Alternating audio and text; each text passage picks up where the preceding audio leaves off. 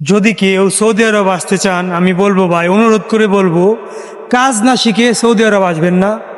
যদি কেউ সৌদি আরব আসতে চান, কাজ শিখে আসবেন। কাজ জানা লোকের সৌদি আরব দামই অন্যরকম। আপনি যে কোনো একটা কাজ ভালো করে শিখে আসেন। সৌদি আরব এসির কাজ কি দাম দেখেন। আমার এক বন্ধুর এসির কাজ করে, ওর কোম্পানিতে একটা লোক আনছে, তার বেতন ৩,৫০০ রিয়াল, যা বাংলা টাকার ১,০০,০০০ টাকার উপরে। আসলে কাজ জানা লোকের দামই অন্যরকম।